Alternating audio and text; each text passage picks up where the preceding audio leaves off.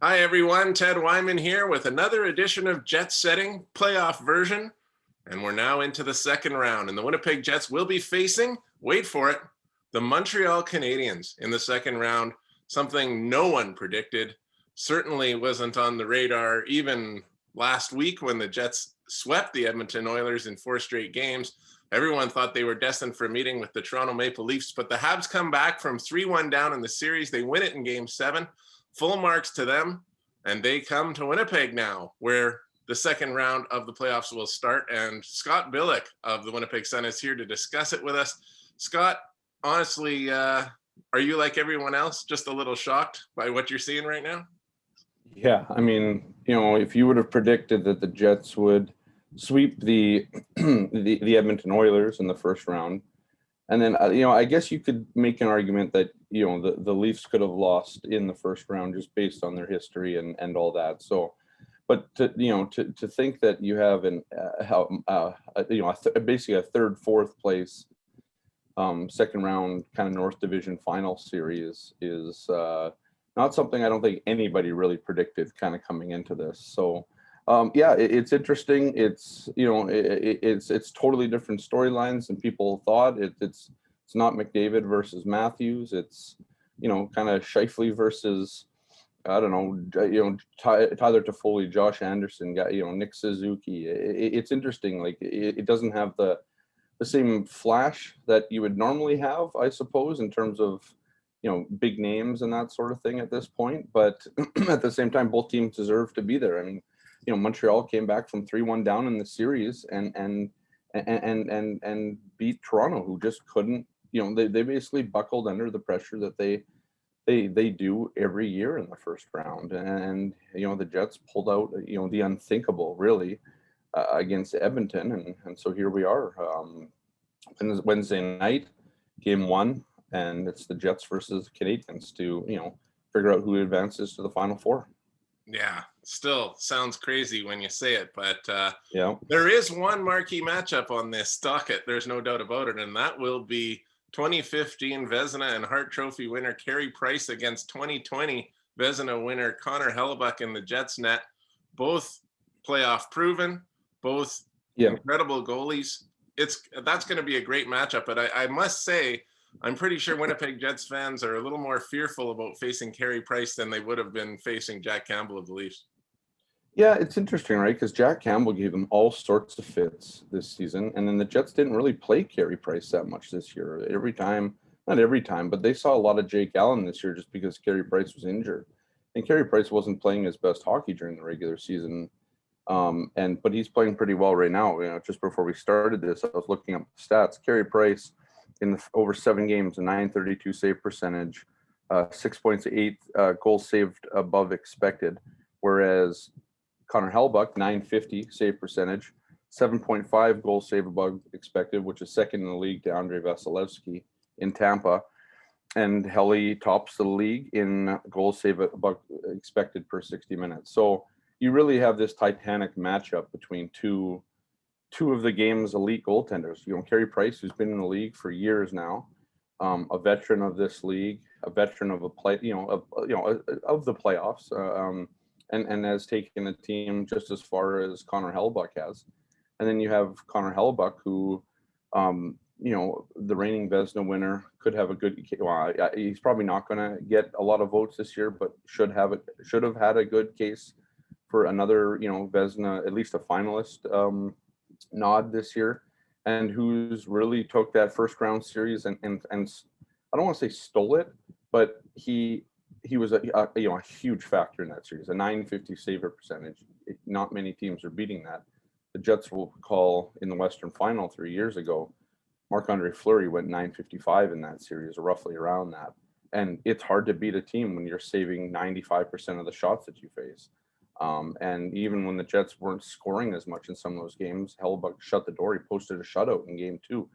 So yeah, it's going to be quite interesting. Obviously, Carey Price looked better and better as that Toronto, especially when they went down 3-0 or 3-1 in that series. The Canadiens did. Carey Price just seemed, I remember watching him from game 5, 6, and 7. he is so calm in the net, right? Like the guy's been there. He knows what it's like. He knows how to keep his team, level-headed, especially under pressure. And I think that contributed a lot to how Montreal was able to kind of make that comeback. It's just it all starts with goaltending in the playoffs. You can throw analytics out the window because in both series, Toronto and Edmonton, respectively, crushed the other team in terms of analytics. But the goalies are the the guys that especially in the playoffs, they nullify analytics a lot of the time because of how they play, and we saw it in both these series. Goaltending really be the X factor for both teams that advanced. Well, let's talk about the length of time the Jets have been off. The last time they played was last Monday. It's a 9-day span between games for them. Montreal has 48 hours between games. Very, very different situations. And realistically, I've been asked this question 20 times by friends and family and fans on email. Is it better for the Jets to have this break, or is it worse for the Jets to have this break? The answer is I just don't know because, it could go either way. I think on paper, I think ideally any team with that kind of rest is going to have an advantage, and it's going to be good for them coming out of it healthy and ready to go. But I think we all know, and we've all seen before, where the team that's just carrying the momentum comes in and can be really good at the start of a series, and the team that's been off for a while can be rusty. Which way do you see it going here? Yeah, it'd be interesting if we see a Vegas Jets kind of repeat, right? When the Jets played that emotional 7-game series against the Nashville Predators, they went right to Game 7, right? I mean, that series in the Western Final started a couple days later as well. Yep. And the Jets went right into that and blew the doors off of Vegas to start that series, and then proceeded to lose 4 straight. And it's interesting, and the players will talk about that, I'm sure, some more. Like, what are the benefits of coming to a series after 7 games after that, and the benefits of resting? And maybe we won't know that until after this series is over, and whoever emerges. If the Jets emerge, I think they will look to the rest, because here's the weird thing about this series, because there's still another back-to-back, which I still think is kind of ridiculous in the playoffs. But whatever it is, it's baked into this series again at the same sort of Sunday, Monday thing. The Montreal Canadiens have to travel today. So their off day is still a tiring one, because you still have to travel. You get into a new city, you're on the road. You're going to be on the road now until Saturday, when they'll probably return back to Montreal. And then, so, from tomorrow or Wednesday, depending on when you're watching this, to Sunday or to Monday night, they're going to play 4 games in 6 nights after coming off a 7-game series. Now, their emotions could be running pretty high still in Game 1, I think, for Montreal. But I think this favors the Jets, and the Jets historically haven't been great when they have, time in between games. Right. But just the weight that you just went through, the battle that the Canadiens just went through against the Leafs, and Grant, you can say all you want about the Leafs no showing last night and that sort of thing. That's still a tough game mentally, physically, all that stuff. And now you have to come in and prepare yourself again to try and win a series when the first 4 games are happening in 6 nights. You're not having a lot of rest. Your 2 home games, I imagine fans will be back in the Bell Center again for the 2 home games on Sunday and Monday. I think the Canadiens are going to need that, because I just think those games, and I believe the Sunday game starts at 6 p.m. Eastern time, so it's going to negate a little bit of the back-to-back a tad, just because of the time that it starts. But this is an uphill battle, I think, for the Canadiens at this point, because if the Jets come out and start putting the boots to the Canadiens early, right? I mean, you can zap a lot of that energy out of them just by doing that. I think if you start hitting Montreal, these are still going to be players that are sore from a series, right? I mean, I think that I don't know how if you're the Winnipeg Jets coming off of what you did in the first round, I mean, you have to come out and make a statement, I think, in that first game and say, hey, we're not letting these guys off the hook. They're not going to get a game-win victory. We need to make our stamp, and then you win game one, and then you start going from there, and knowing that you're going to play 3 games in the next 4 nights after that, but you're the rested team. So I think it favors the Jets. I just I historically, like I said earlier, they haven't been good off of a long stretches of rest, but it's a different time. It's the playoffs, and I think the Jets are going to just have to be. They're going to have to not let that happen. You can't let Montreal off the hook here, and the more you keep bringing it to them, I think that the quicker you can kind of break them in the series. What about the size of the Canadiens, especially on D? Shea Weber, Ben Sherratt, Jeff Petrie. There's a big group back there. There's also Josh Anderson up front. Joel Armia is a big player. There's a lot of size there, and a very physical team. And I think that's one thing that people are concerned about when it comes to playing the Jets. Price is one matter, but this is a team that just completely neutralized Austin Matthews and Mitch Marner. The nice part about the Jets is that they are more balanced, I think, even than the Leafs are, with their offense throughout the lineup, and they are healthy. But that size could be an issue for them because Winnipeg hasn't really had to play that style of game much this year. Yeah, it's true. I mean, the Jets did go 6-3 and 0, I think, in the regular season against Montreal. Yeah, but exactly. So it was close, and I think the Jets can match that with speed, right? I mean, you got Nikolai Ehlers back. That top line has been flying back after you put them back together. I mean, that's kind of how you want to negate that sort of thing. You got to use your speed to do it, right? I mean, they can't hit you if they can't catch you is one of the kind of the old adage. And so, you're going to have to deal with it, right? I mean, Neil Pionk again and Josh Morrissey and those guys, the forecheck is going to be heavy from Montreal. We've seen that. I mean, we've seen how that works. Adam Lowry is going to have to step up. He's one of the big guys. Logan Stanley, guys like that. And then Matty Pro is going to have to be that kind of net front presence that he was against Edmonton again.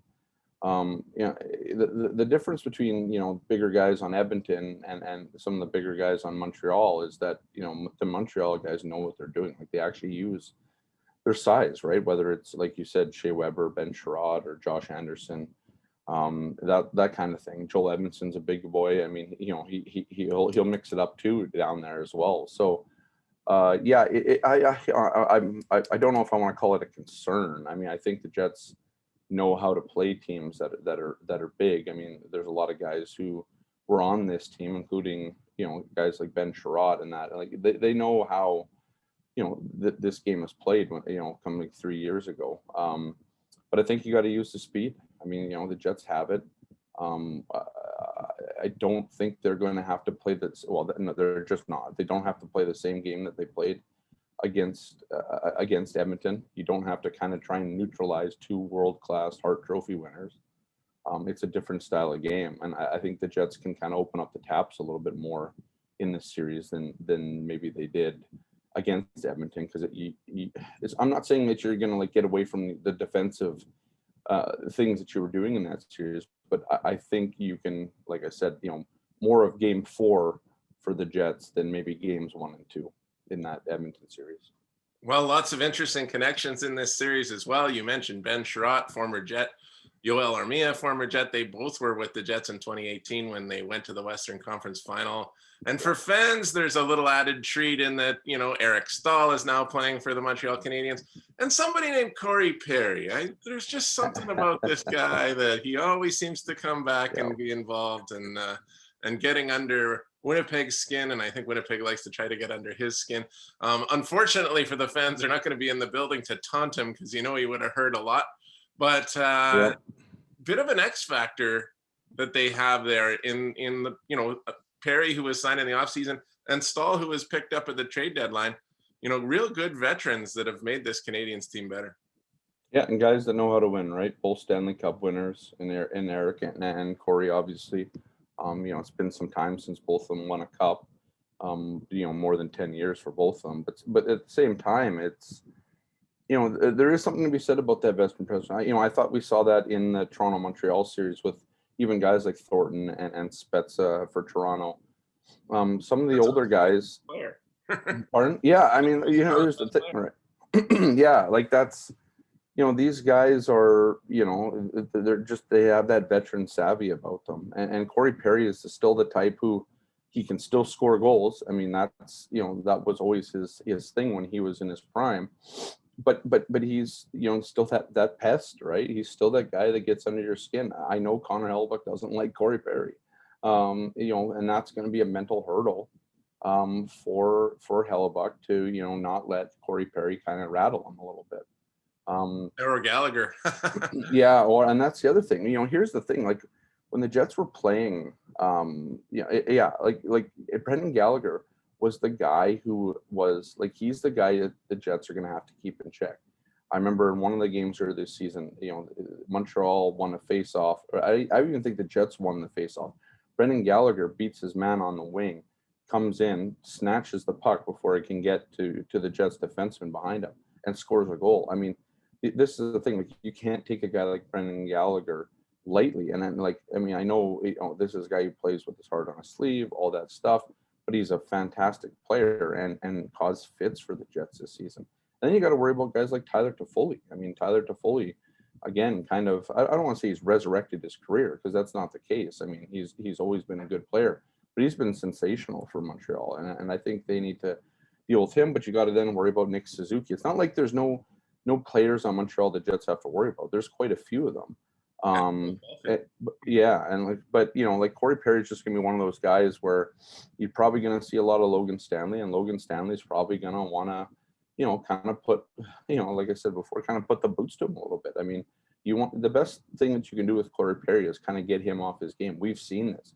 I mean, at one point he was kicked out of the Winter Classic a couple of years ago. I mean, here's a guy where you can still get under his skin. He's a guy who, as veteran as he is, he can still get rattled himself. And so I think, this is going to be something that'll be up to guys like Stanley, Pionk, right? I mean, Neil Pionk was one of the, I don't want to say unsung heroes, because, everybody was kind of singing his praises, but he was in McDavid's face, right? I mean, it was just the little things, the face washes, the hits, the jabs, that sort of stuff. I mean, I think, the Jets just have to have a good game plan against a guy like that, but not worry about him too much either. I mean, the other thing is you're going to see Corey Perry, but you're going to see a lot of some of the other more skilled guys, and those are the guys you're going to have to contain in this series.